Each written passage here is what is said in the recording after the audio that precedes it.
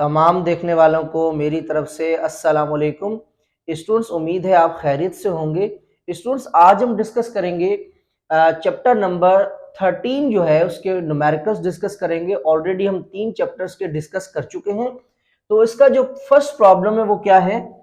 A thumb pin is positioned at a distance of 15 centimeter from convex mirror।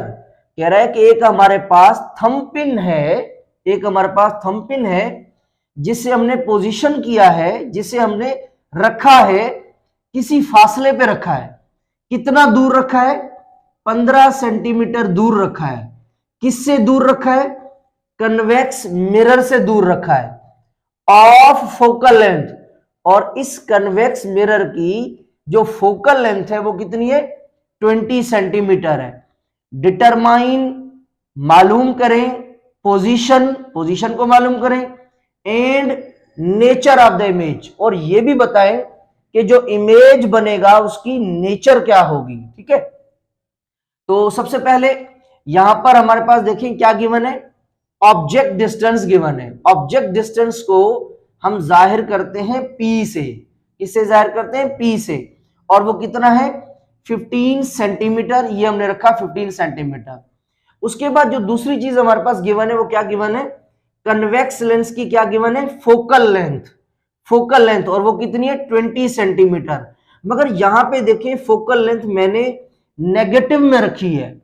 क्यों negative में रखी है? Students, ये याद रखिएगा, आपका जो कन्वेक्स मिरर होता है उसकी जो फोकल लेंथ होती है वो नेगेटिव होती है, और जो कनकेव मिरर होता है उसकी जो फोकल लेंथ होती है वो पॉजिटिव होती है। तो हमारे पास कन्वेक्स मिरर है तो इस वजह से इसको मैंने किस में रखा है? नेगेटिव। हमें मालूम क्या करना है? पोजीशन का मतलब है हमने क्या मालूम करना है? इमेज डिस्टेंस, कि वो जो इमेज बनेगा वो कितना दूर बनेगा वो हमने मालूम करना है। ठीक है, और उसे जाहिर करते हैं Q से। ये हमें चाहिए। नंबर 2, नेचर ऑफ इमेज, और नेचर ऑफ द इमेज की नेचर भी बतानी है कि जो इमेज बनेगा वो वर्चुअल बनेगा, वो रियल बनेगा, ये हमें बताना है। तो स्टूडेंट्स, हमें पता है कि हम हमेशा इस पूरे चैप्टर के न्यूमेरिकल्स में एक ही इक्वेशन इस्तेमाल करेंगे। वो कौन सी है? मिरर इक्वेशन, या इसे हम कहेंगे थिन लेंस फार्मूला। और वो कौन सी इक्वेशन है? वो आपकी ये इक्वेशन है। इस इक्वेशन को जो है हम कहते हैं मिरर इक्वेशन, या कहते हैं थिन लेंस फार्मूला। अब हम क्या करेंगे? जो भी हमारे पास प्रॉब्लम में वैल्यूज गिवन है वो वैल्यूज पुट कर दें। ये 1, ये आपका 1 सेम। यहां पर F माने फोकल लेंथ कितनी है? -20 सेंटीमीटर। ये हमने रखा -20 इज इक्वल्स टू 1, आपका 1 सेम। नीचे कौन है? P। अब P आपका कौन है? P आपका है ऑब्जेक्ट डिस्टेंस, और वो कितना है? 15। तो ये हमने रखा 15। ठीक है, उसके बाद यहाँ पे कौन है? प्लस, ये आपका प्लस, ये 1/q, ये आपका 1/q। अब आप देखें यहां पर हमें कौन सी चीज चाहिए? हमें Q चाहिए ना, हमें इमेज डिस्टेंस चाहिए। तो जो चीज हमें चाहिए होती है उसे क्या करते हैं? अकेला करते हैं। तो अकॉर्डिंग टू मैथमेटिक्स गुंडागर्जी, ये जो 1/15 है ये आपका प्लस का है। अगर हम इसको इस तरफ लेके आएंगे तो किसका हो जाएगा? माइनस का हो जाएगा। तो 1/-20 ये आपका सेम। ठीक है, और ये 1/15 ये इस तरफ आ गया। पहले प्लस का था, इधर किसका बन गया? माइनस का। और इज इक्वल टू, ये इज इक्वल टू, और इस तरफ कौन बचा? 1/q, ये 1/q। अब देखिए यहां पर आपके पास जो वैल्यू है वो अपॉन फॉर्म में है, और यहां भी आपके पास जो वैल्यू है वो अपॉन फॉर्म में है, और बीच में माइनस है। तो फ्रैक्शंस को कैसे सब्ट्रैक्ट करेंगे? सबसे पहले हम क्या करेंगे? इन दोनों के देखें डिनोमिनेटर डिफरेंट है।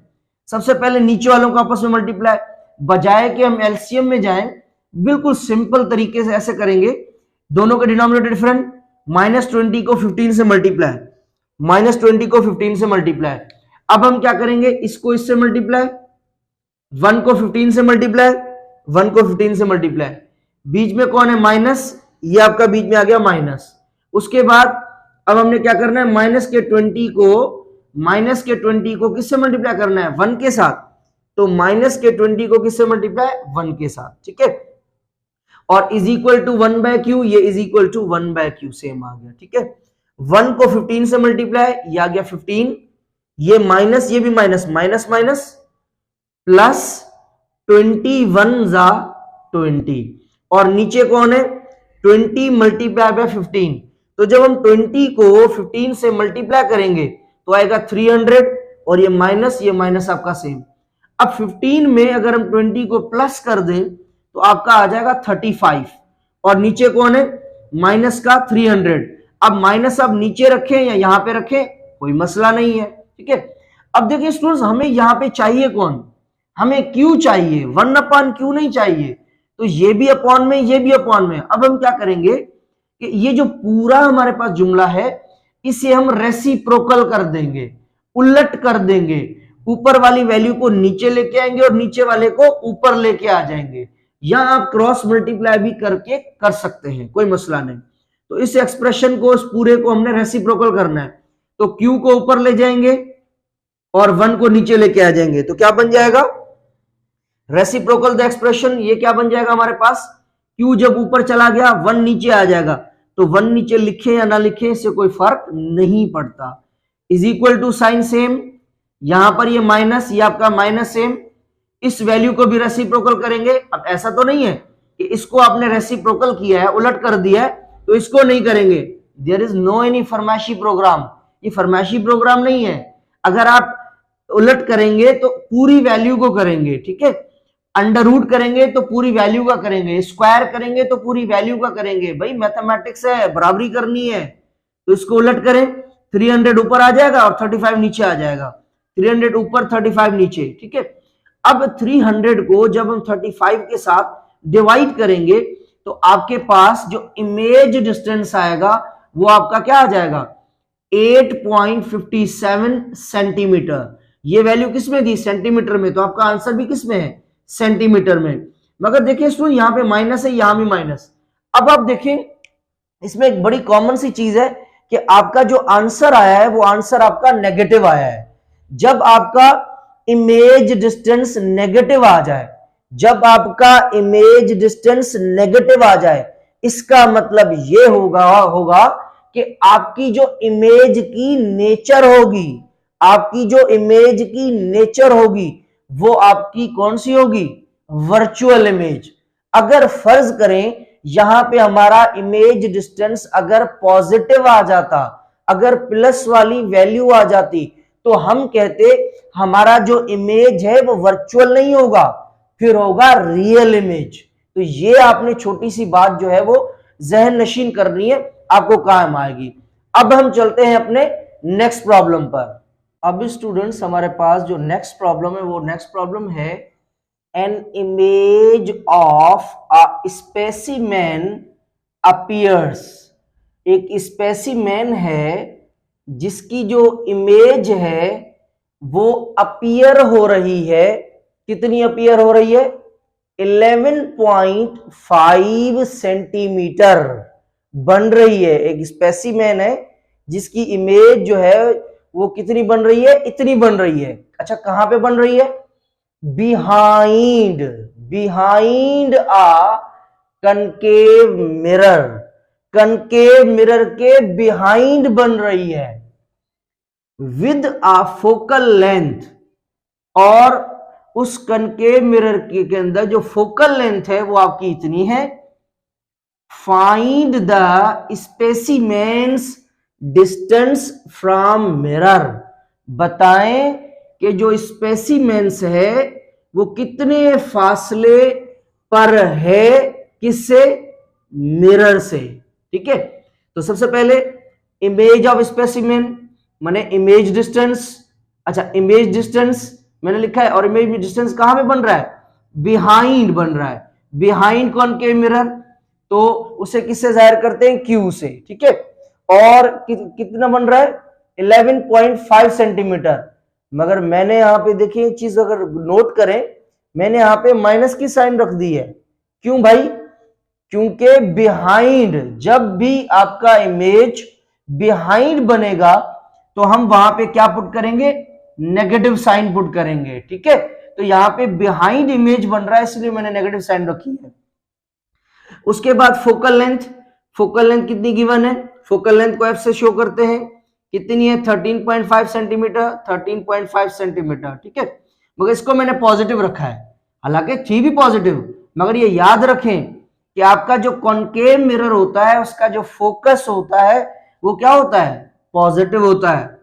रिक्वायर्ड मालूम क्या करना है कि स्पेसिमेन जो है वो कितना दूर उस मिरर से खड़ा है, it means object distance, object distance चाहिए, ऑब्जेक्ट डिस्टेंस को P से शो करेंगे। अगेन मैंने पहले भी बताया था, using a mirror equation, mirror equation use करेंगे। मिरर इक्वेशन क्या है, 1/f is equal to 1/p plus 1/q। अब मुझे बताएं हमें कौन चाहिए, हमें P चाहिए, हमें ये वाली चीज चाहिए, तो इसको हम क्या करेंगे, अकेला करेंगे। तो अकॉर्डिंग टू मैथमेटिक्स गुंडागर्दी ये 1/q जो है ये प्लस का है, तो इसको इस तरफ लेके आ जाएंगे, 1/f ये 1/f, ये 1/q प्लस का इस तरफ आएगा तो minus 1/q is equal to 1/p, ये आपका 1/p। अब आपके पास फार्मूला बन गया। अब इसके अंदर वैल्यूज पुट कर दें, तो 1 ये देखें, पुट द वैल्यूज, ये 1 ऊपर सेम, यहां पे कौन है f मींस फोकस कितना है 13.5, बीच में कौन है माइनस, ये आपका आ गया माइनस, ऊपर 1 ये आपका आ गया 1, q की वैल्यू क्या है, image distance -11.5 is equal to 1/p is equal to 1/p।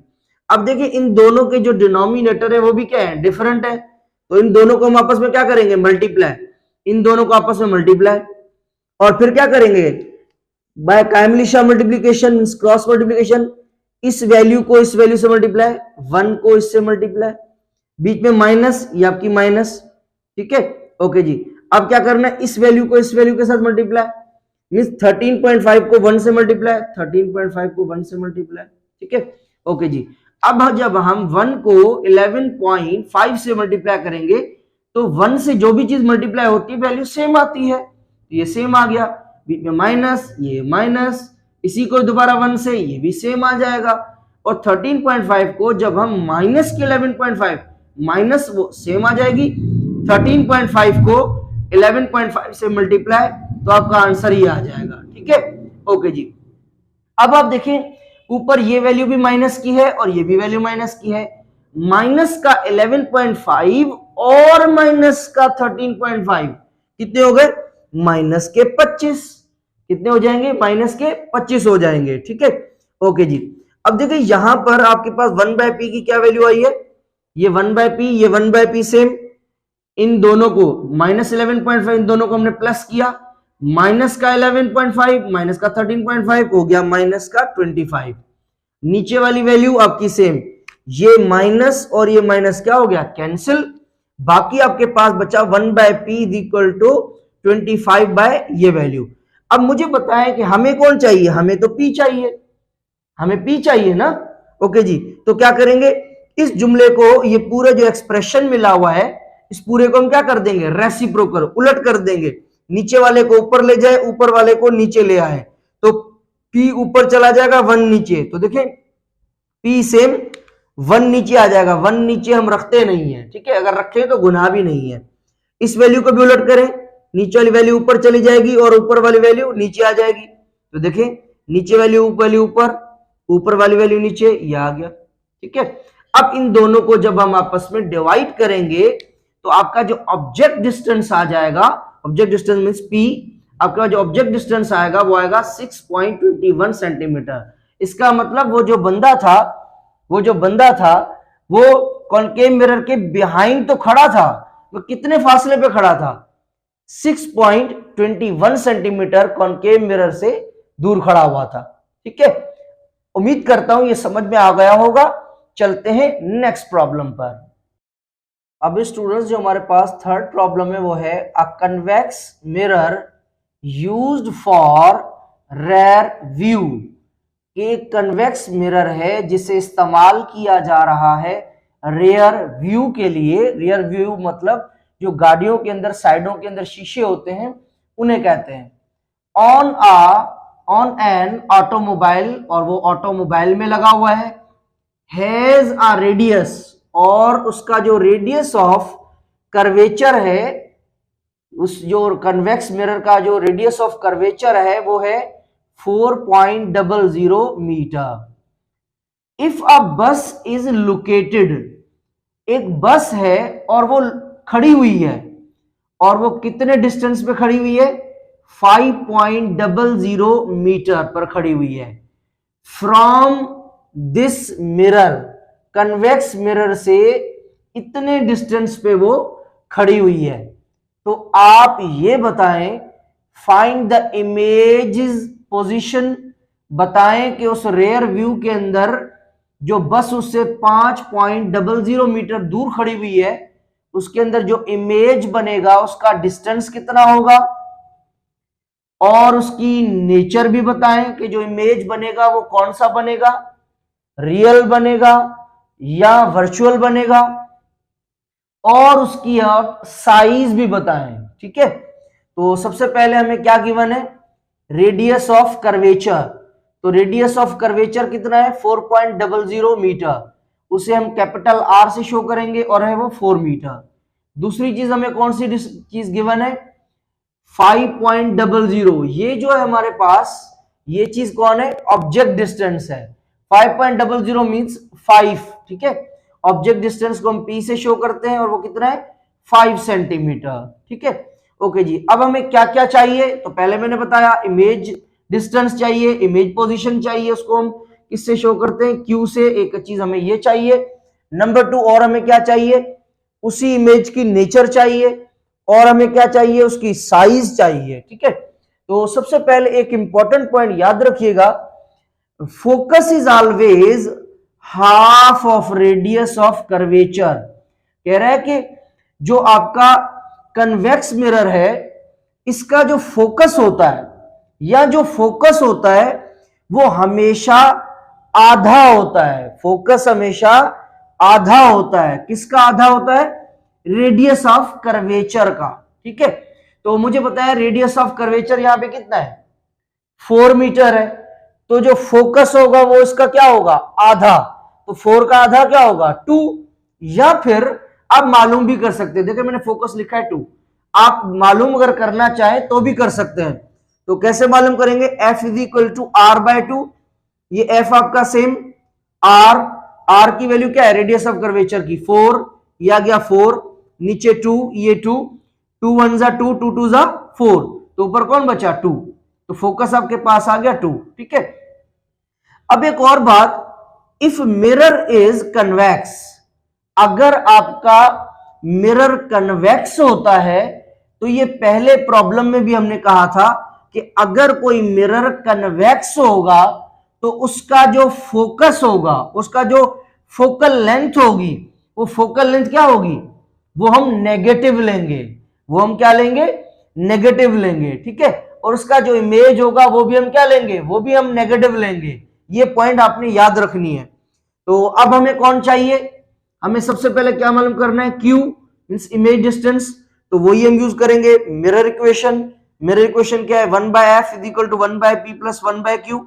अब देखिए इन सब में हम किस में इंटरेस्टेड हैं? हमें कौन चाहिए? हमें Q चाहिए। तो इस वैल्यू को हमने अकेला करना है।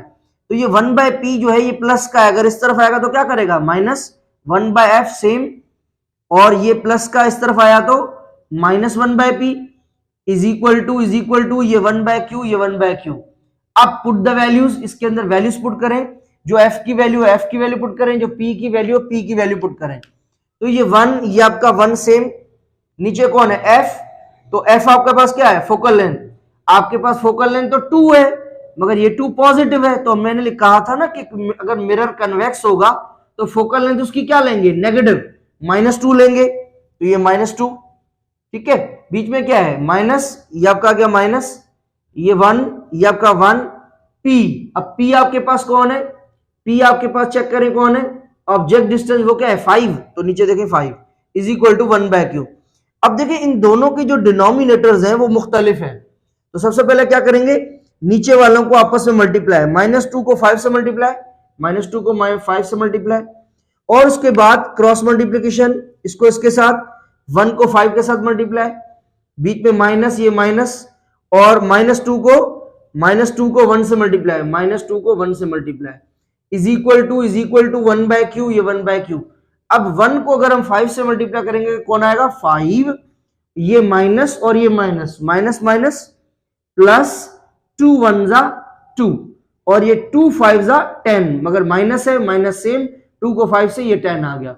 अब देखिए 1/q, ये 1/q सेम, 5 और 2 कितने हो जाएंगे 7 और माइनस का 10 आपका माइनस का 10। अब देखिए हम किस में इंटरेस्टेड हैं, हमें कौन चाहिए, हमें तो q चाहिए, हमें q चाहिए ना, इमेज डिस्टेंस चाहिए।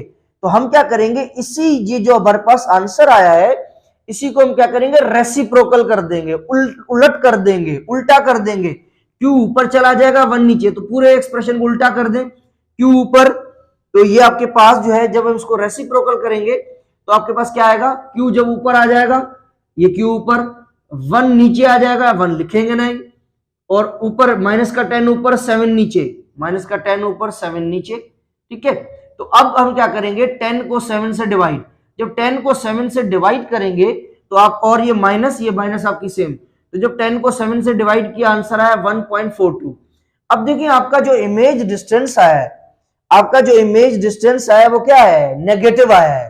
तो याद रखिएगा अगर आपका इमेज डिस्टेंस नेगेटिव आ जाए इसका मतलब ये हुआ कि उस मिरर के अंदर जो इमेज बन रही है, उसकी जो इमेज बन रही है वो कौन सी बन रही है, वर्चुअल बन रही है। इसका मतलब इमेज की जो नेचर होगी वो कौन सी होगी, वर्चुअल। तो देखिए मैंने यहां पे लिखा भी है image distance is negative.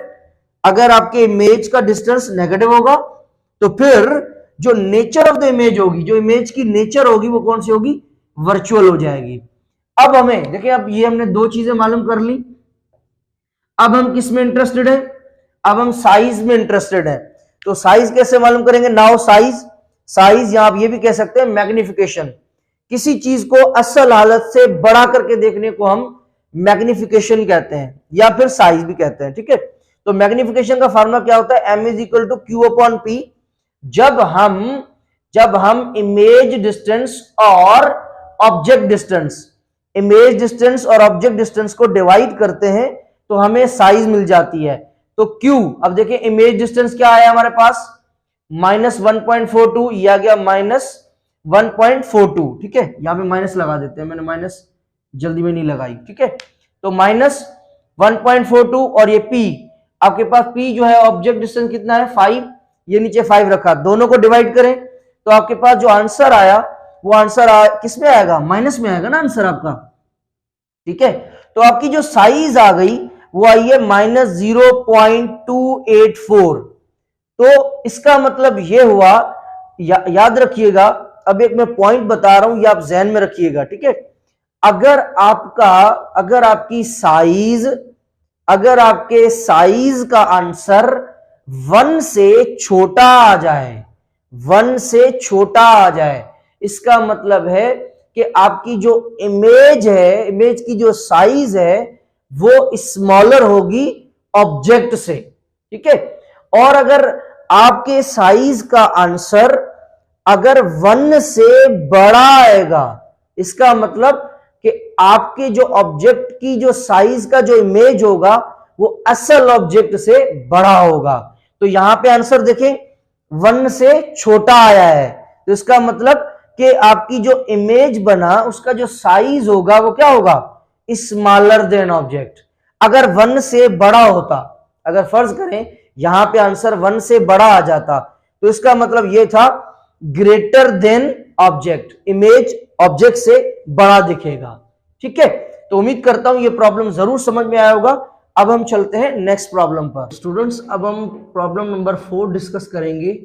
4 problem है, an object is placed 15 meter away. एक हमारे पास ऑब्जेक्ट है और उस ऑब्जेक्ट को 15 सेंटीमीटर दूर रखा है। किससे दूर रखा है, कन्वर्जिंग लेंस से। अब कन्वर्जिंग लेंस किसे कहते हैं, कन्वेक्स लेंस का जो दूसरा नाम है वो कन्वर्जिंग लेंस है। कन्वेक्स लेंस का जो दूसरा नाम है वो कन्वर्जिंग लेंस है, ओके जी।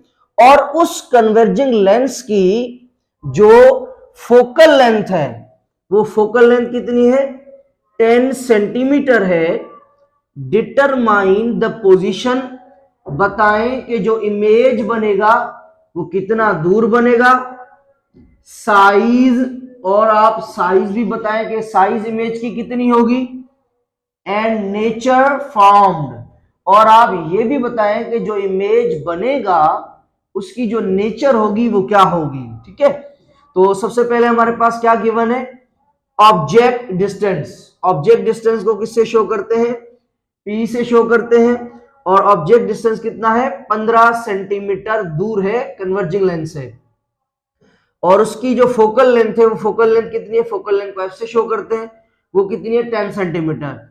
याद रखिएगा अगर ये फोकल लेंथ हमें नेगेटिव भी मिली हुई होती तो हम उसे क्या रखते, पॉजिटिव रखते। क्यों, क्योंकि जब आपके पास कन्वेक्स लेंस होता है तो कन्वेक्स लेंस की जो फोकल लेंथ होती है वो क्या होती है, पॉजिटिव होती है। ठीक है, मगर यहाँ पे तो ऑलरेडी जो वैल्यू है वो पॉजिटिव लिखी हुई है, ये मैंने इंफॉर्मेशन के लिए लिखा है। अब हमें क्या चाहिए, पोजीशन माने इमेज डिस्टेंस चाहिए हमें, इसको हम Q से शो करते हैं, ये मालूम करेंगे। नंबर 2 हमें नेचर भी चाहिए और उसके अलावा हमें साइज भी चाहिए।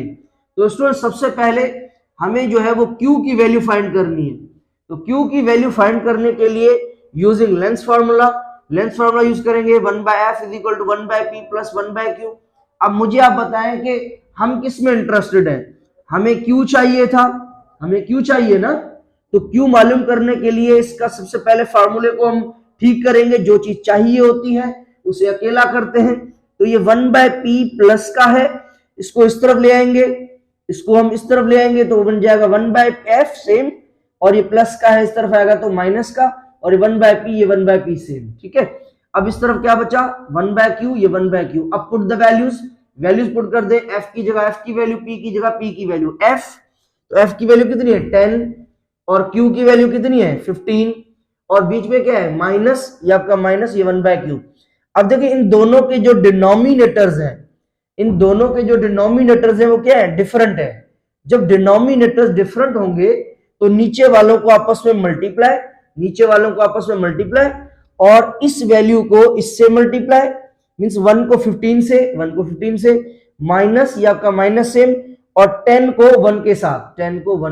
ओके जी, 1 को 15 से करेंगे, 15 आपका सेम आ जाएगा, माइनस ये आपकी माइनस, 10 को 1 से करेंगे तो ये 10 आ जाएगा, और 10 को 15 से करेंगे तो 150 आ जाएगा। अब 1/q ये 1/q, 15 में से 10 माइनस कर दे तो कितने बचेंगे 5, और 150 आपका सेम। अब आप देखें 5 1 जा 5 को अगर 1 से मल्टीप्लाई करेंगे तो 5 आएगा, और 5 को अगर हम 3 से मल्टीप्लाई करें तो क्या आएगा 15।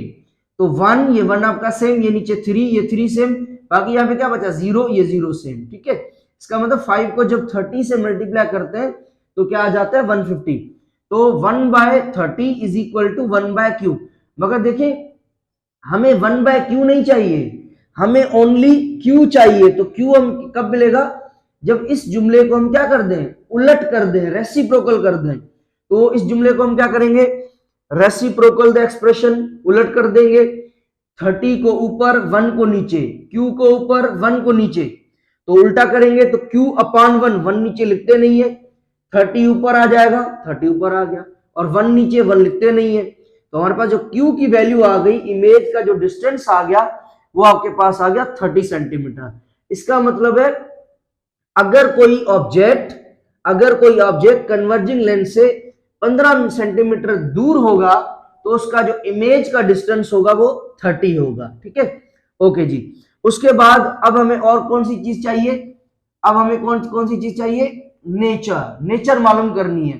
तो नेचर का जो पता होता है या नेचर का जो अंदाजा होता है वो हम किससे फाइंड करते हैं, वो हमेशा इमेज डिस्टेंस से फाइंड करते हैं। तो देखिए आपके जो इमेज डिस्टेंस का आंसर जो है वो आपका पॉजिटिव आया है। अगर इमेज डिस्टेंस का आंसर नेगेटिव आता तो हम कहते हैं जो हमारा इमेज है वो चेंज आ जाता, मगर यहां पे वैल्यू आपकी जो इमेज की है वो कौन सी है, इसके आगे कुछ भी नहीं है, इसका मतलब प्लस है।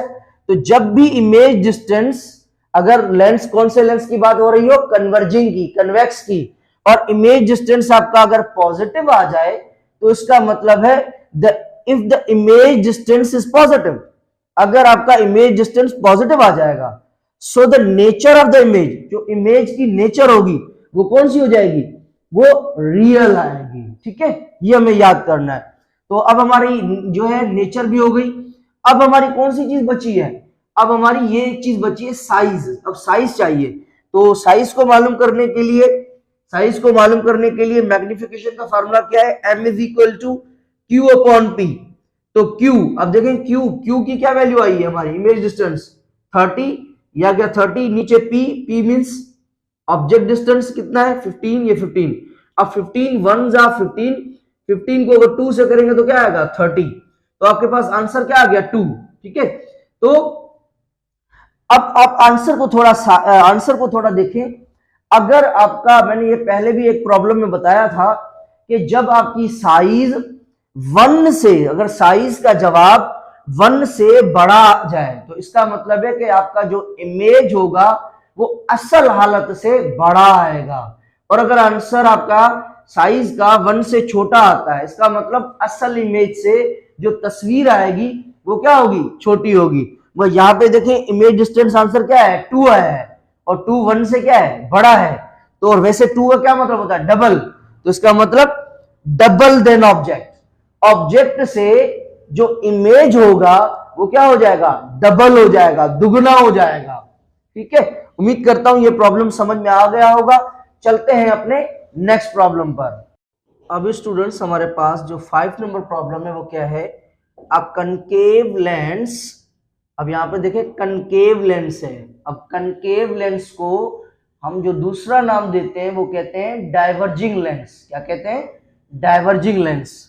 तो डाइवर्जिंग कहें या कनकेव कहें एक ही बात है। क्या कह रहा है कि एक कन्वर्जिंग लेंस है ऑफ फोकल लेंथ, और जिसकी जो फोकल लेंथ है वो कितनी है 20 सेंटीमीटर, फॉर्म्स एन इमेज, और वो क्या बनाता है, एक इमेज बनाता है। और कितना इमेज बनाता है 15 सेंटीमीटर का।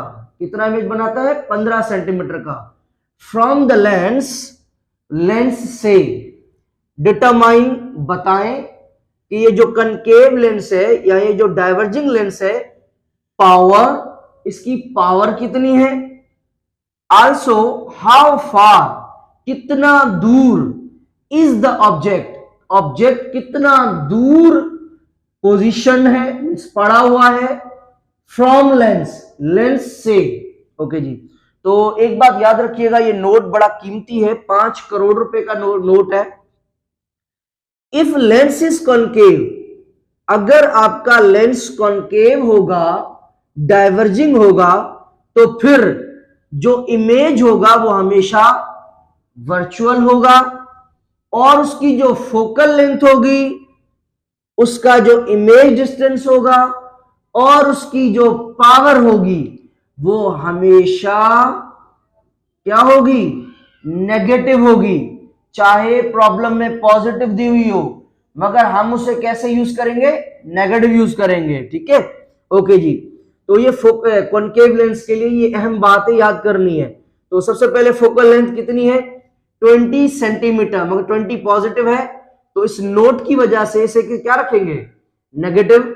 नंबर 2 इमेज डिस्टेंस कितना है 15 सेंटीमीटर, मगर यहाँ पे पॉजिटिव है, हमने इस नोट की वजह से क्या रखना है, नेगेटिव, क्योंकि लेंस कौन सा है, कनकेव है।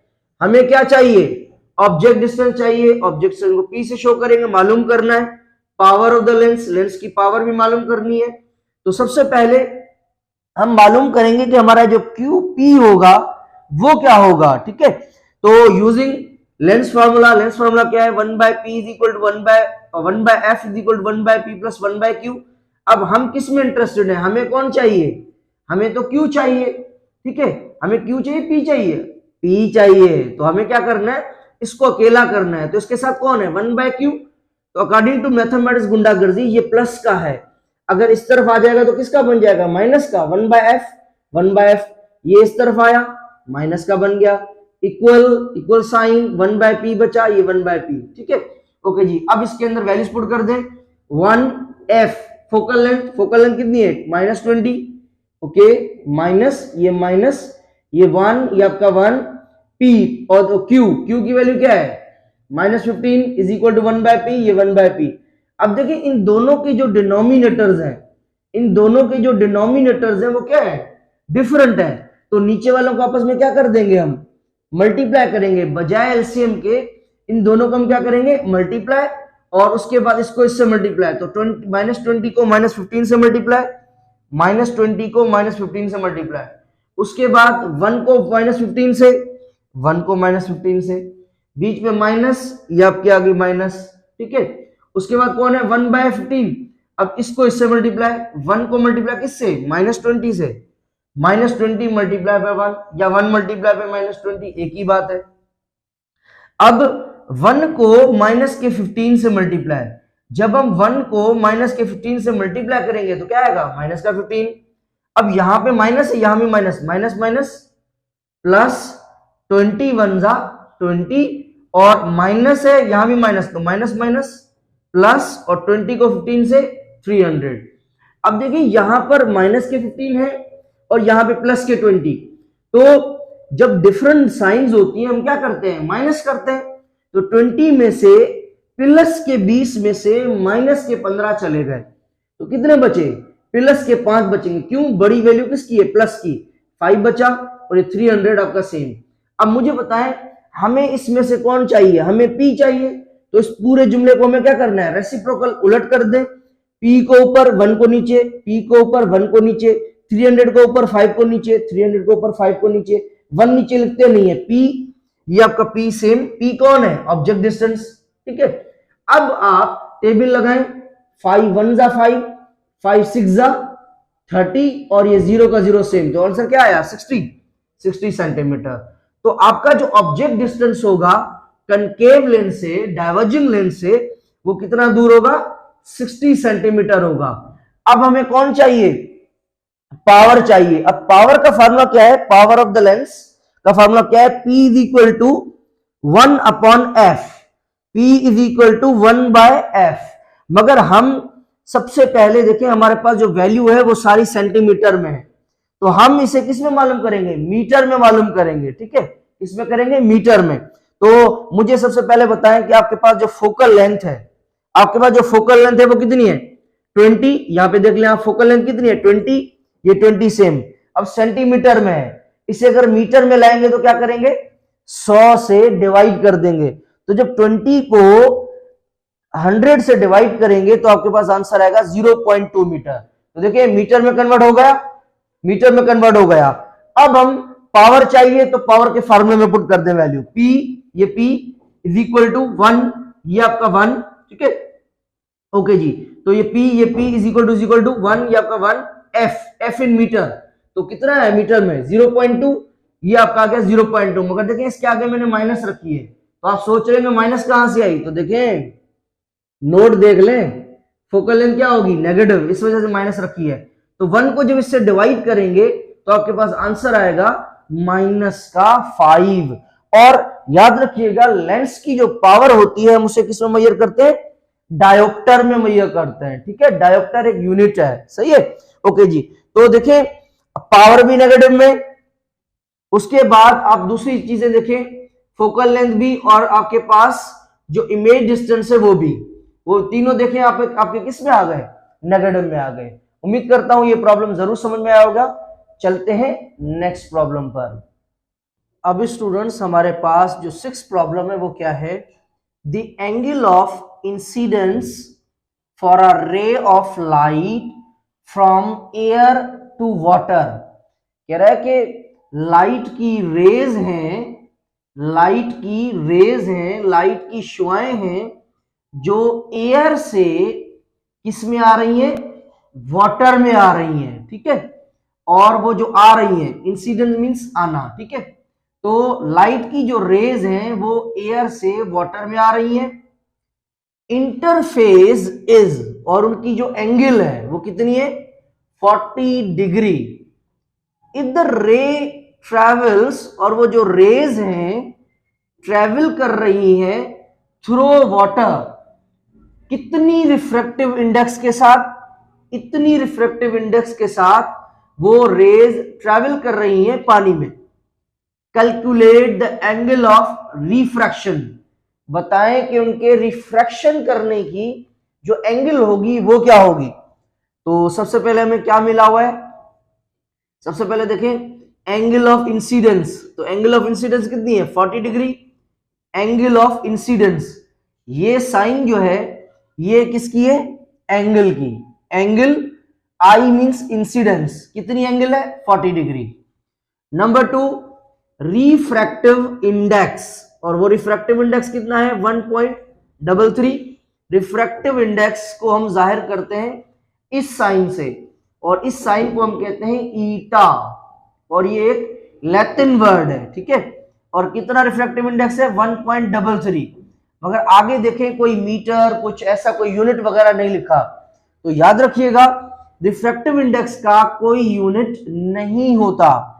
रिक्वायर्ड हमें क्या चाहिए, एंगल ऑफ रिफ्रैक्शन, तो ये देखें एंगल आर मींस रिफ्रैक्शन, तो इसकी हमें एंगल चाहिए।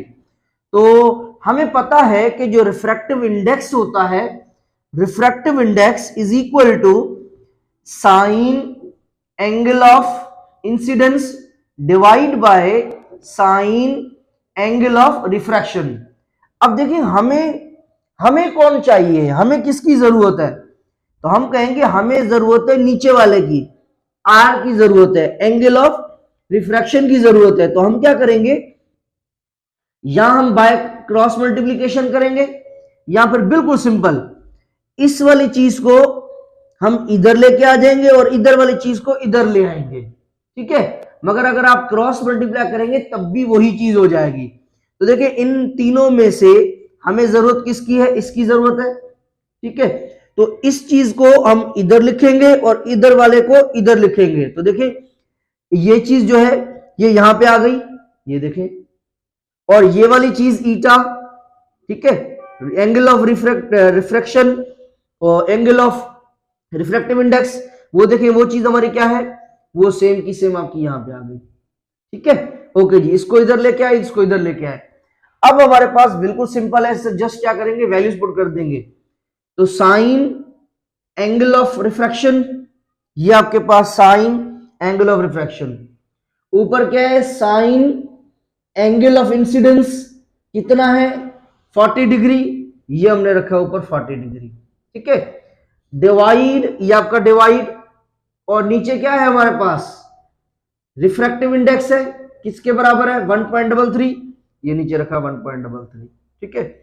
दोनों को अब सबसे पहले हमें क्या करना है, साइन एंगल ऑफ रिफ्रैक्शन ये आपका same is equals to sine same sine 40 degree, sine 40 degree इसके बराबर है 0.642, और नीचे वाली वैल्यू आपकी सेम।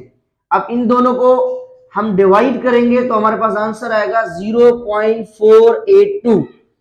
अब देखिए यहां पर हमें क्या चाहिए, हमें क्या चीज चाहिए, आर की वैल्यू चाहिए, एंगल ऑफ रिफ्रैक्शन चाहिए हमें। तो जो चीज हमें मालूम करनी होती है उसको हम क्या करते हैं अकेला। तो ये जो साइन है ये यहां पे मल्टीप्लाई कर रहा है, पर लेकिन क्या करेगा डिवाइड। तो देखिए साइन इधर है नीचे आ जाएगा इसके, तो देखिए angle of refraction same 0.482 same, sine इधर था ये नीचे आ गया। अब साइन को कभी भी डिवाइड में नहीं रखेंगे, इसको ऊपर ले जाएंगे, तो जब साइन ऊपर चला जाएगा तो क्या बन जाएगा साइन इनवर्स बन जाएगा, ठीक है। ओके जी, तो अब साइन इनवर्स कैसे मालूम करते हैं, कैलकुलेटर में सबसे पहले हम शिफ्ट को प्रेस करेंगे, शिफ्ट का बटन प्रेस करेंगे, उसके बाद साइन को जैसे ही दबाएंगे तो हमारे पास आ जाएगा साइन इनवर्स, और आगे आप ये वैल्यू लिख दें 0.482, जैसे इक्वल करेंगे तो आपके पास जो आंसर आ जाएगा वो आ जाएगा 28.8, और हमें पता है 28.8 जो है वो तकरीबन किसके बराबर है 29 के बराबर है। तो आप ये कहें तब भी ठीक, ये कहें तब भी ठीक। तो एंगल ऑफ रिफ्रैक्शन जो है हमारे पास 29 डिग्री आ गई, ठीक है। अब यहां पर जो है आपका चैप्टर खत्म हुआ। अब हम इंशाल्लाह आइंदा आने वाली वीडियोस में जो है मजीद प्रॉब्लम्स वगैरह रखूंगा, एमसीक्यूज रखूंगा। अब अगर आप लोगों को समझ में आया है तो अपना जो है मुझे कमेंट बॉक्स में जरूर इसका रिजल्ट बताइएगा। हो सकता है मुझसे कोई गलती हुई हो तो आप मेरी गलती को सही कीजिएगा। अगर मैं कर सकता हूं तो आप भी कर सकते हैं। थोड़ी सी मेहनत कीजिएगा, थोड़ी सी कोशिश कीजिएगा, जरूर इंशाल्लाह आपको फायदा होगा। अपने दोस्तों में, फ्रेंड में जरूर शेयर करें ताकि किसी का फायदा हो। फी अमानिल्लाह।